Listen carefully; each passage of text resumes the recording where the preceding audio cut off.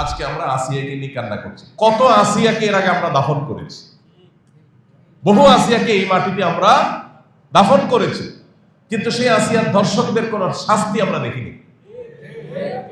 কোন আসিয়ার ধর্ষকদের দাফন আমরা করি নাই, আসিয়াদেরকে বহু দাফন আমরা করেছি। তো আসিয়ার ধর্ষকদের দাফন করার সুযোগ আমাদের হয় নাই, আসিয়াদেরকে দাফন আমরা করেছি। কয়দিন কাঁদবো, আবার আরেক আসিয়ার তৈরি হবে, আবার তাকে দাফন করব, আরেক আসিয়ার তৈরি হবে। সমাধান হবে না। সমাধান হতে হলে আল্লাহর শরিয়ার পথেই আপনাকে আসতে হবে। সেটা আজ হোক আর দুদিন পরে হোক, আজ হোক আর দুদিন পরে হোক, বিকল্প কোনো পথ খোলা নাই।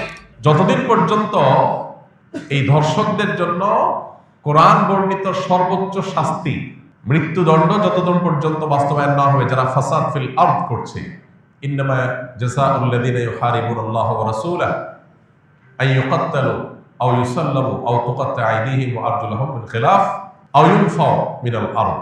এই শাস্তি যতক্ষণ পর্যন্ত বাস্তবায়ন না হবে, চরম শাস্তি দেওয়া না হবে, এবং বিচারের যত ফাঁক ফোকর আছে এগুলো যতদিন বন্ধ করা না হবে, ততদিন পর্যন্ত আসলে এগুলো বন্ধ হবে না। আমরা কখনো কাঁদবো, কিছুদিন কান্নাকাটি করি, আবার থেমে যাব, আরো কোনো আসিয়ার কান্নার আওয়াজ আমাদের কানে আসবে, তখন আমরা আবার হয়তো লড়ে চলে বসবো। এই দেশে শত সহস্র ঘটনা এরকম ঘটে, একের পর এক এই আসিয়াদেরকে আমরা দাফন করে চলে আসি, কিন্তু ধর্ষকদেরকে দাফন করার সৌভাগ্য বা সুযোগ আমাদের হয় নাই। কেন? ব্যভিচারের শাস্তি আল্লাহ তাআলা বলেছেন ওয়ালিয়াশহাদ আযাবাহুমা তাইফাতুম মিনাল মুমিনিন।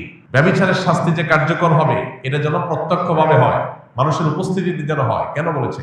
কারণ মাকাসিদুশ শরিয়া বা শরিয়ার উদ্দেশ্যই হলো মানুষের জীবন, সম্পদ, ঈমান, মানুষের পরিবার, এই সব কিছুর হেফাজত এবং সংরক্ষণ। এই জন্য শরিয়াত এসেছে। এই জন্য যেই অপরাধের শাস্তি প্রত্যক্ষ হলে সমাজ সোজা হয়ে যাবে, অপরাধীরা সোজা হয়ে যাবে, সেটাকে প্রত্যক্ষ করতে বলেছে শরীয়ত। সেটার বাস্তবায়ন যদি হয়, তাহলে ইনশাআল্লাহ আসিয়াদের কান্না আর আমাদের শুনতে হবে না। মানব রচিত বিধিবিধান দিয়ে আজকে হয়তো একটা ফাঁক বন্ধ করবেন, কালকে আর 5টা ফাঁক তৈরি হবে। চিরতরে ফাঁক বন্ধ করা সম্ভব হয় না। ফাঁক ফোকর জন্য বন্ধ করতে হয়, যাতে করে অপরাধী কোনোভাবে পার না পায়, তাহলে আমাদেরকে অবশ্যই শরিয়ার আইন বাস্তবায়ন করার দিকে যেতে হবে। কোন মুসলমান যদি শরিয়ার আইন বাস্তবায়ন না চায়, সে মুসলমানই না। আপনি যদি বলেন যে আমি শরিয়া চাই না, শরিয়া দ্বারা শাসিত হোক আমার দেশ বা আমি নিজে এটা চাই না, তাহলে আপনি নিজেকে মুসলমান দাবি করার কোন নৈতিক অধিকার নাই। শরিয়া এটা শুধুমাত্র চুমু খাওয়ার জন্য আসে নাই। আপনি পারছেন না শরিয়া দ্বারা শাসিত হতে, অপরাধ বোধ আপনার মধ্যে আছে যে আমি পারতেছি না বা আমরা পারতেছি না, এটা একটা লেভেল পর্যন্ত চলে। কিন্তু আপনি চান না, পছন্দ করেন না, এটা চলে না। এটা মানে আপনি বিদ্রোহ করলেন, অস্বীকার করলেন, ঈমান থেকে খারিজ হওয়ার মতো বিষয়। এই জন্য ভাই, মানুষ, আমরা উন্নত পৃথিবীর উন্নত দেশগুলোতে জানি যে প্রচুর পরিমাণে সেখানে তাদের আপনার টেকনোলজিক্যাল সাপোর্ট আছে, তাদের কাছে অপরাধীদেরকে শনাক্ত করার 1000টা সিস্টেম আছে। কিন্তু যেই পরিমাণ ধর্ষণের ঘটনা এই সমস্ত দেশেও ঘটে, আপনি অনলাইনে একটু সার্চ দিলে দেখতে পাবেন যে কোনোভাবেই সেগুলো তারা থামাতে পারছে না। কর্মস্থল থেকে নিয়ে শিক্ষা প্রতিষ্ঠান পর্যন্ত কোনো জায়গায় তাদের নিরাপদ না।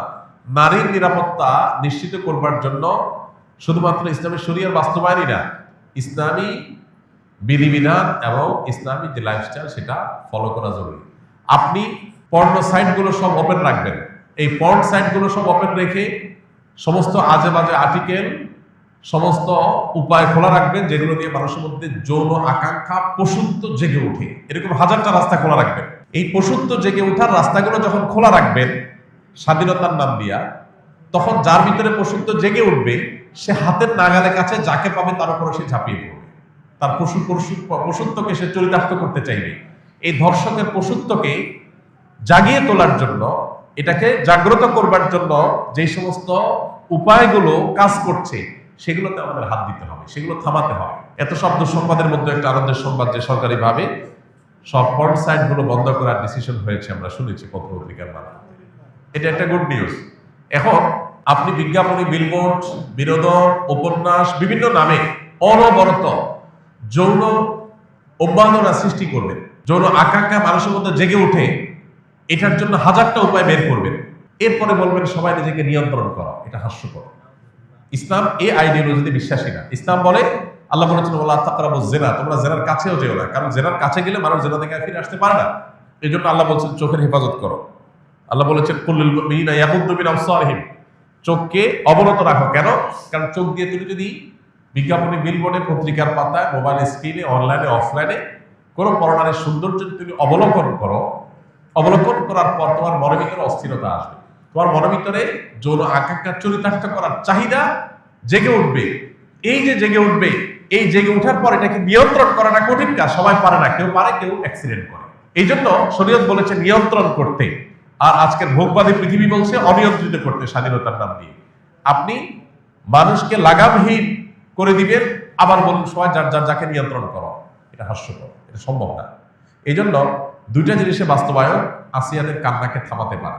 নাম্বার এক, আমাদের সমাজে নীতি নৈতিকতার যে ভিত্তি নড়বড়ে হয়ে গেছে, নামাজ কালাম পড়ে, কিন্তু ইসলামের অন্যান্য বিধিবিধান, চোখের হেফাজত করার জন্য ওইরকম পরিবেশ, ওইরকম এনভায়রনমেন্ট, এগুলো আমাদের দেশে নাই, এগুলো আমাদের মুসলমানদের সমাজ আজকাল নাই। না থাকার কারণে কি হয়েছে? মানুষ তার ভিতরে যৌন আকাঙ্ক্ষা জেগে উঠছে, পশুত্ব জেগে উঠছে, ধর্ষকরা দর্শক হয়ে উঠছে। এই জন্য একদিকে ইসলামের এই অনুশাসন, বিধিবিধান, এগুলোকে কঠোরভাবে মেনে চলার জন্য চেষ্টা করতে হবে। পশ্চিমাদের শেখানো পথে আমরা স্বাধীনতার নাম দিয়ে মেয়েদেরকে পণ্যে পরিণত করব, তাদেরকে ভোগ্য পণ্যের মতো করে উপস্থাপন করব, ছেলেদেরকে আমরা তাদের যৌন আকাঙ্ক্ষাকে জাগ্রত করে তুলব, আবার অপরদিকে বলবো না সব মেয়েরা সেফ থাকতে হবে, তাদের কোনো কিছু হতে পারে না। এটা সাংঘর্ষিক এবং আপনার পরস্পর বিরোধী কাজ। এই জন্য একদিক থেকে ইসলামের অনুশাসন মানতে হবে, নীতি নৈতিকতা, এটা আমাদের সমাজে চর্চা বাড়াতে হবে। আর অপর দিকে এ ধরনের অপরাধকে সংগঠন করলে তার জন্য কোরআনের দেওয়া সর্বোচ্চ শাস্তি প্রকাশ্যে বাস্তবায়ন করতে হবে। এই দুইটা প্রচেষ্টা যদি সমান্তরাল ভাবে হয়, বিচার থেকে আইনের ফাঁকফোকর দিয়ে বের হওয়ার যত রাস্তা আছে এগুলো যদি বন্ধ করা হয়, ইনশাআল্লাহ এ ধরনের নির্মমতা কথা আমাদের আর শুনতে হবে না। আল্লাহ আমাদেরকে সে সুদিন দান করুন। আমরা যেন এই সমস্ত অনাচার, এই সমস্ত অবিচার, এগুলো থেকে আমাদের সমাজটাকে মুক্ত করতে পারি, সেই তৌফিক আল্লাহ তাআলা দান করুন। আস-সুন্নাহ ফাউন্ডেশন, উম্মার স্বার্থে, সুন্নাহর সাথে।